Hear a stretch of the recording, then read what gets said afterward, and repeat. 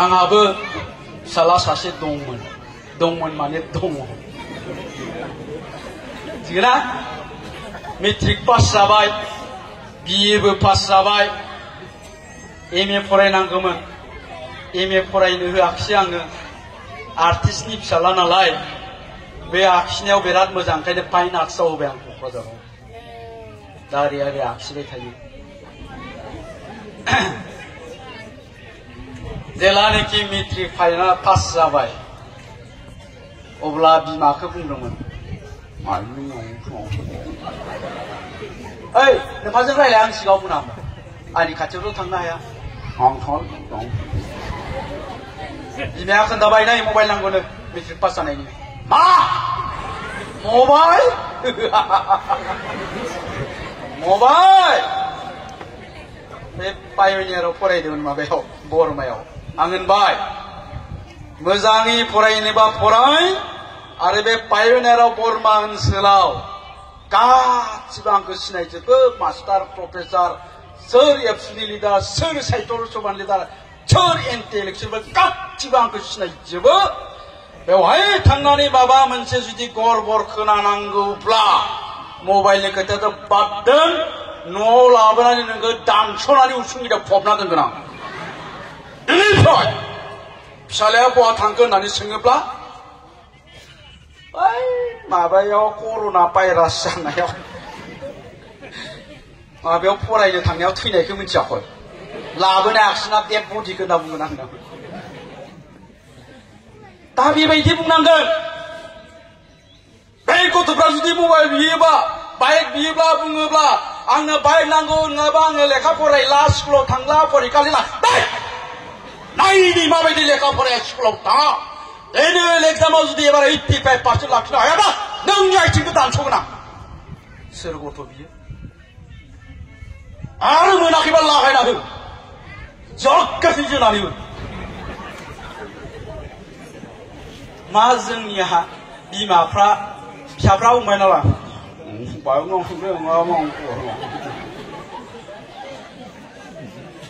मोनायाव उन्दुबाथाय फिसाइखौसो बुरखायबाय बिमाया बिफाखौ बिफाया मावै दाङै उन्दुनानै थायो बिमाया बिफा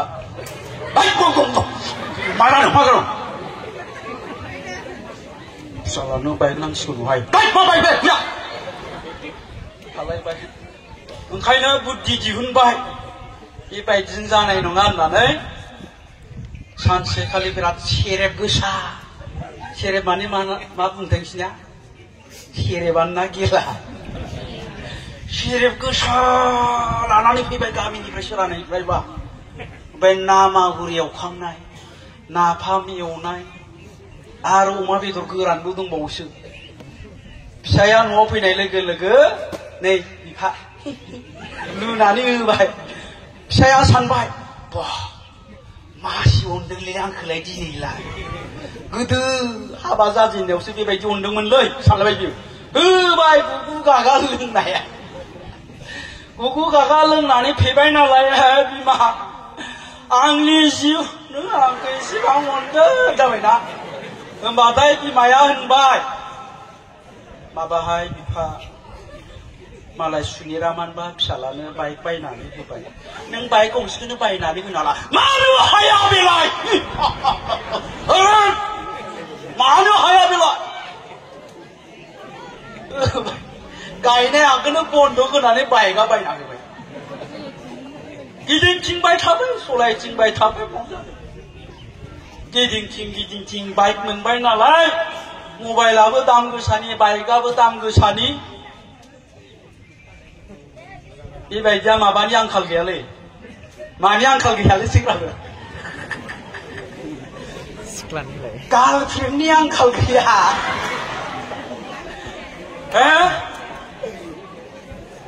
मुनिरामनि फिसाजोआ थरथब गोसोगारलायबाय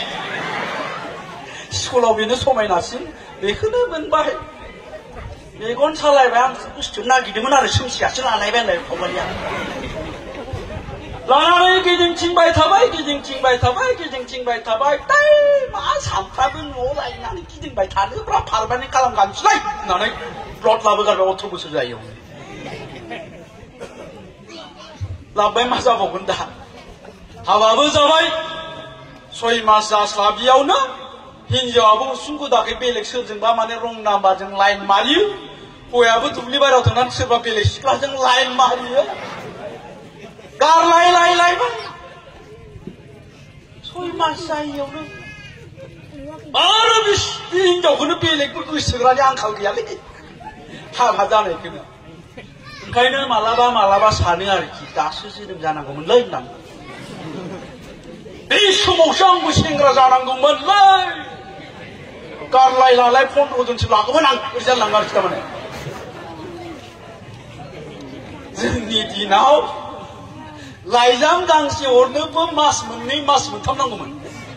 बेबो पियन लालायनांगौ पियन सोमसिनो जुदि लाइजाम हरनांगौबा पुर्निमाखौ बुरखायनांगौ सोमसिनो लाइजाम हैनाय पुर्निमानो लास्टआव आरो बे पियनजोंनो गोसथोलायलायो बे लाइजामखौ गैयालासिनो खांख्राइ गुदुङावल' सोनानै दोनहैबाय थायो मालाबा सोंबाय पुर्निमा सोमसियालाय मा फिननाय हराब्रा नोंखौ गोसथोआनो जाम्बा लाइजामखौनो हैखायाखै गावसो गोसथोखोमायो उनावहाय बे पियनजोंनो गोसथोलायबाय ओरैबायदि अबस्था बेबो सिरि दा बेबायदि आरोखि दा ओंखायनो जोंनि गथ'फ्रा सा ससेयावनो बाइकनि मबाइलनि हिनजावनि फाग्ला जानानै थायोब्ला बिसोरलाय बहा मास्टार प्रफेसर डक्टर इन्जिनियार जानो नोंसोरलाय माला बेबायदि जानो आरो जायाब्ला नोंनि भबिष्यतखौ सानहरनाय इयुनखौ नोंनि इयुना माबायदि जागोन नों साननो हायो दा आंनियाव गंसे बिल्डिं थागोन आंनियाव गंसे मोजां गारि थागोन आंनि न'आ बिराद समायना बिबार बागान गोनां जागोन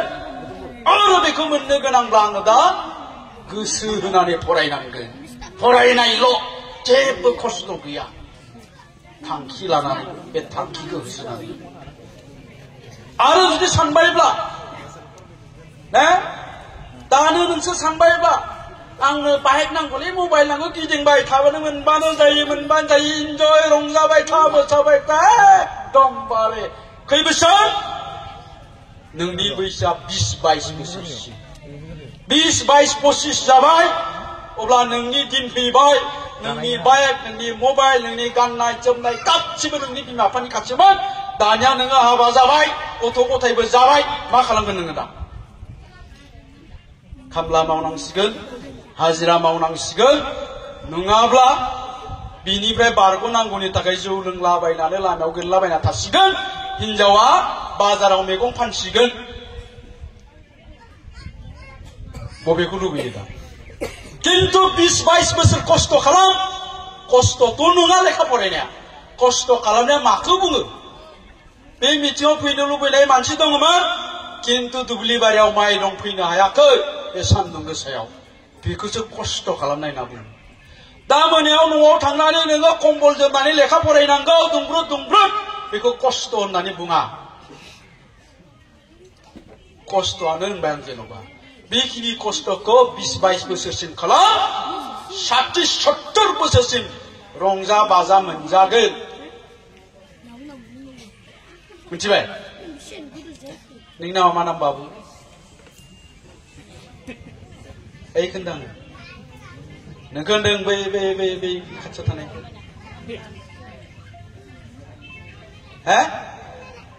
मिथिसार जोंसार कसारि आंनिया जोंस्रां नोंनिया जोंसार एखे नोङो बबे मोनसेखौ जानो लुबैयो दानो रंजा बाजा नोङो बाइक नांगौबा आं नोंफाजों रायज्लायनानै मबाइल नांगौबा नोंफाजों रायज्लायनानै होनि मा गाननो मा जोमनो रायज्लायनानै नों गिदिंबाय था बे मोनसे सेकेन्डआ जाहैबाय आं नोंखौ बुंगोन नोङो सासे डक्टर जानो हायो दा मोनानिफ्राय नों गोसो होनानै फराय नोंहा मा समस्या जायो मा प्रब्लेम जायो आंनि नाम्बारखौ लाखि कल खालामबाय था फरायनायाव नोंहा मा गोनांथि जायो बबे मोनसेखौ नांगौ नोंनो हा फरायनाय येस जिराय दा होलांगोन आं नाम्बारखौ फरायबायल' थादो नोङो फैगौ 10 बोसोरनि उनावहाय आं नोंखौ लोगो हमफैगोन जोंसा कसारी डक्टर जादोंना जायाखै बे नागिरफैगोन आङो हागोन हाया हायो ने थांखि थायोब्ला हायो जोंनि गथ'फ्रा थांखि गैया नोंसोरनाव थांखि गैया गोबां दं गासिबो नाखै थांखि गैयैखायनो जेबो जायाखै नोंसोर मिथिबाय थांखिला सिमां उखै नावना ओंखाम उखै ओंखाम जागोन नोङो माबा मोनसे जानो थाखाय उखै मिथिबाय माबा मोनसे जानांगौनि थाखाय नोङो जागोन मा जागोन नोङो नलेज गियान लेखाखौ जागोन नोङो बे लेखाखौ जानो हायोबानो नोङो जानो हाबाय डक्टर इन्जिनियार SSIS अफिसार मिथिबाय आंनि थांखिया मामोन नाम्बार 1 आंनि थांखियानो जाहैबाय मामोन एक्टर जानायमोन आंनिया आङो आंनि थांखिखौ मोनफ्रोमखौबो मोनफुंदों होननानै सानना लायो दा मोनसे एसे आद्रा जानानै दंथ'यो दा बुंगोन मिथिबाय उन्दैनिफ्रायनो आंनिया एक्टर जानायमोन बिराद सिनेमा नायनो लुबैयोमोन आङो न'निफ्राय खारखोमा सिनेमा नायोमोन आङो सेकेन्डआ जाबाय लिडार जानाय बेबो जाबाय आंनिया दा आं नोंसोरजों बेबायदि रायलायनाय रायजो राजाफोरनि सिगाङाव लेक्सार होनाय बे थांखि दङ बेबो जाबाय मिथिबाय आंनि नामा आफा दोननाय नामा जितेन्द्र ब्रह्म मिथिबाय बे नामखौ सोलायनानै आङो क्लास 8 आव जोंस्रां ब्रह्म लादों बे नामा सोलायनानै दा नोंसोर आंनि नामखौ फैला जे बरगयारि होनना बुङो जितेन्द्र नामखौ मानो दोनदोंमोन आंखौ आफाया बै समाव 1980, 85, 90 मायथाइनि सासे स्टार बलिउडनि सुपारस्टार ने दा जोङो आलु अर्जुन मोनखौ सुपारस्टार होनना बुङो सलमान खान मोनखौ किन्तु 1980, 85, 90आव बै जितेन्द्र धर्मेन्द्र मोना सुपारस्टारमोन बिनि मुङै बे एक्टरनि नामा आं नामखौ जितेन्द्र दोनदों मिथिबाय बिनिफ्राय आं एसे देरोब्ला आफाया बाजाराव थांनानै गिदिर ना मागुर गिदिर खुसियाखौ बायना लाबोना आइखौ बुङोमोन ओइ बेखौ सबायजों सं बेखौ थाइगिरजों सं बेखौ माबा थारुनजों सं होननानै संनो होनानै आंखौ जाहोयोमोन आं ओंखाम जानायाव आफाया आंखौ नायबाय थायोमोन ओरैजा आंथ' ना मागुर गिदिर मोनबाय नालाय माबाजों संनाय सबायजों लुगैलायलांबायसो टेक्साय जायोमोन आङो अब्लाथाय आफाया मा बुंमोन जा बेथा जेसेबां जानो जा किन्तु एक्टर जानांगोन दै जा नोंनि मुंखौ आं ओरैनो जितेन्द्र दोनाखै बेसेबां जानो जा किन्तु एक्टर जानांगोन दै बेबायदिनो सामफ्रामबो एक्टर जानांगोन दै होनबाय थाबाय गामिनि लोगोफ्राबो नुबाना एक्टर होनग्रा जाबाय आफायाबो एक्टर जानांगोन दै गामिनि लोगोफ्राबो एक्टर नामखौनो खारिला आंखौ एक्टर होनग्रा जाबाय आं सिन्था खालामबाय आफायाबो बुङो एक्टर जानांगौ लोगोफ्राबो बुङो एक्टर फै आं एक्टरखौनो जानोसै लायबाय आङो एक्टरखौनो जानोसै ओरैबायदि सिन्था खालामबाय आं बै समाव माला दैमारिनि सिनेमाफ्राव नोंनि थाखाय आंनि जोनोम खिथिरनि माबा माबिखौ नायनानै साला बेबो खेबसेबाबो ओरै बारस'नो मोननायमोनब्ला ओंखारनो मोननायब्ला ओरै जाबाय थायोमोन आं सिन्था खालामबाय आं आफायाबो एक्टर जानो होयो गामिनिफ्राबो एक्टर होननानै बुङो एक्टरखौनो जानोसै आं होनना सिन्था खालामबाय आं एक्टर जानोसै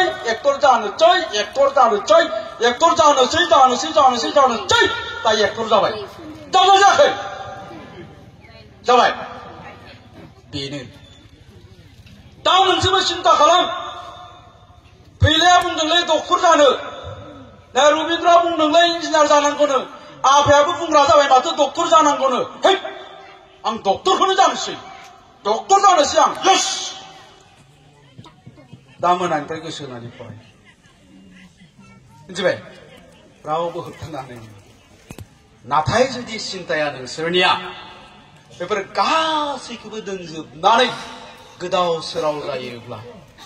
इयुननि खोथाखौ जुदि सिन्ता खालामाब्ला दानो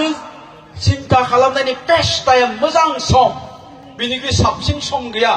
साननैसो उनाव जोबलांसिगोन टाइमा जोंना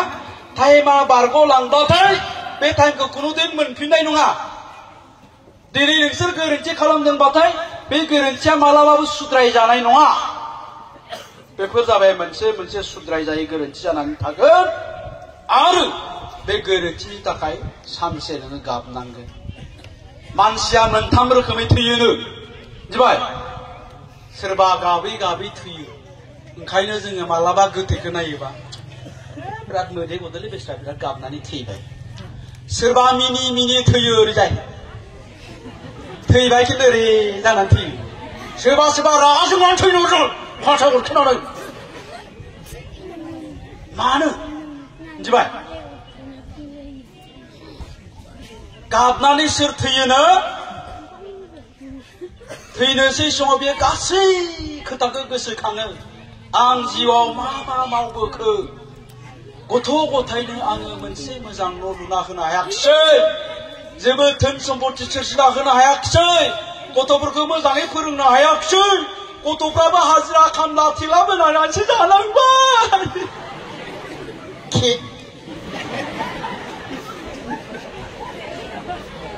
गाबनानै थैबाय मिथिबाय दानिया सोरबा सोरबा रागा जोंनानै थैबाय एसेबां थाखा फैसा बाहायदोंमोन न' बां धोन सम्पतिनिबो आंखाल गैया एसेबां नाजादोंमोन बे फिसाखौ मोजां खालामनो थाखाय हनै सुवादा जौ फाग्लासो जाबाय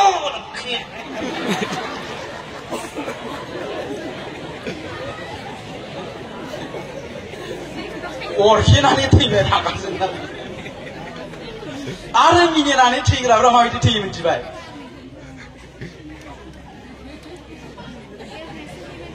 आं बिराद खस्थ' खालामनानै आंनि गथ' गथायखौ आं मोजां खालामनो हाबाय फिसाला सासेखौ आं मास्टार खालामनो हाबाय सिन्था गैला फिसाला सासेखौ आं इन्जिनियार खालामनो हाबाय सिन्था गैला धोन सम्पतिबो दं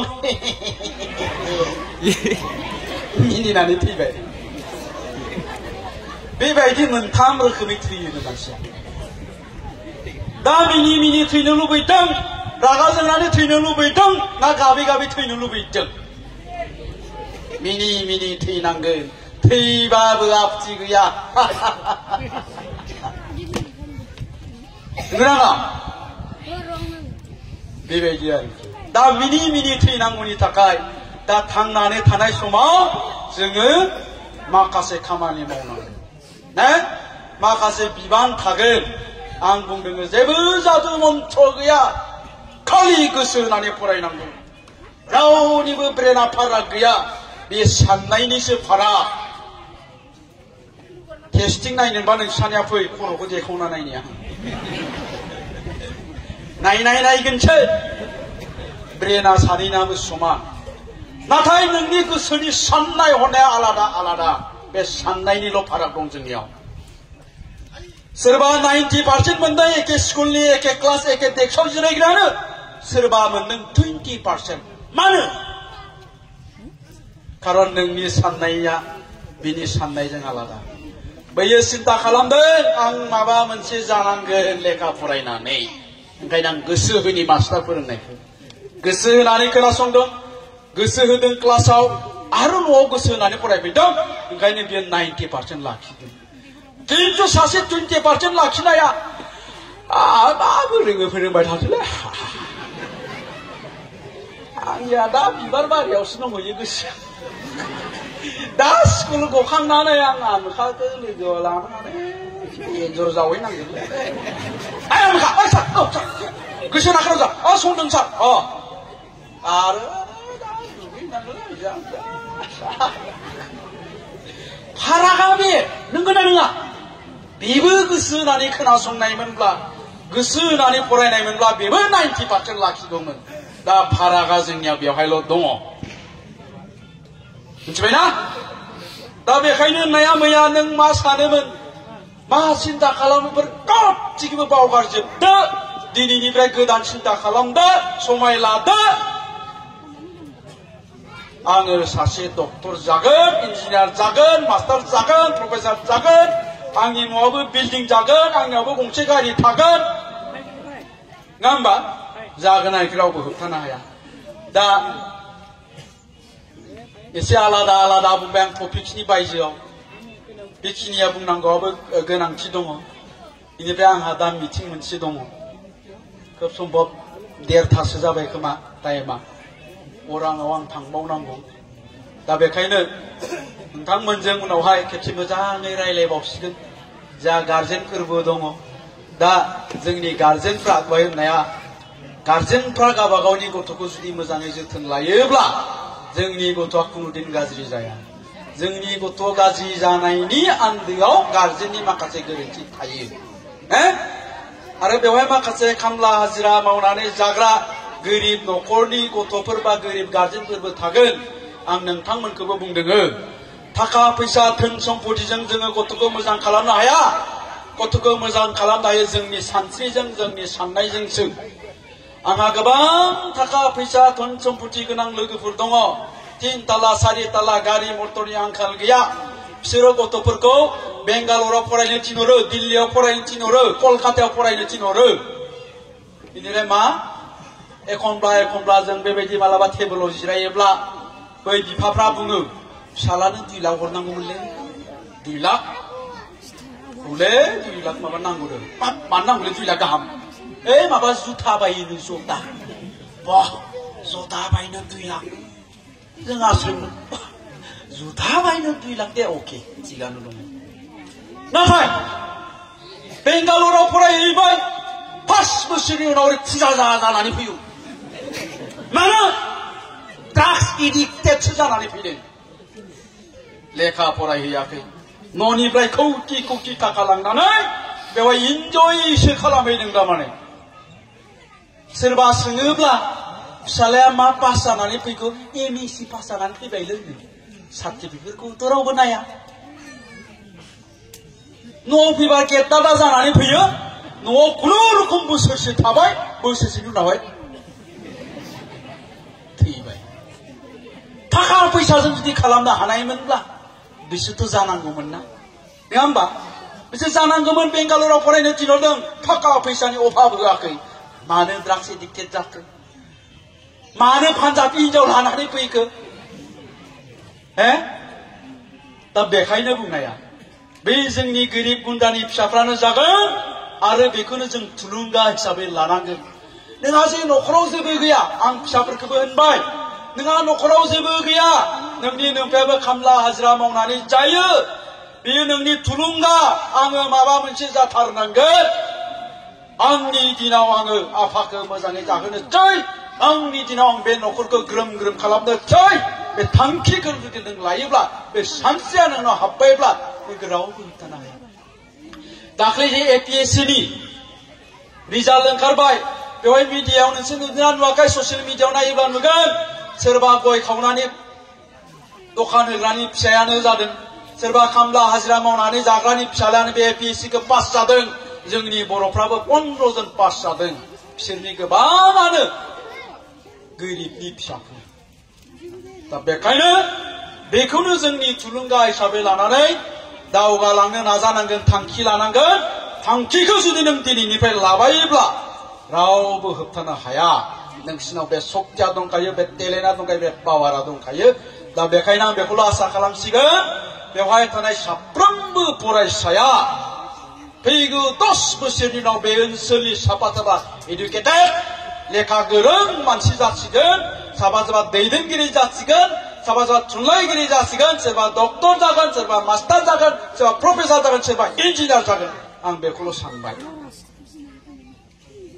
आरो जोबथारनायाव मोनसे खोथाखौ बुंनानै बिदाय लानोसै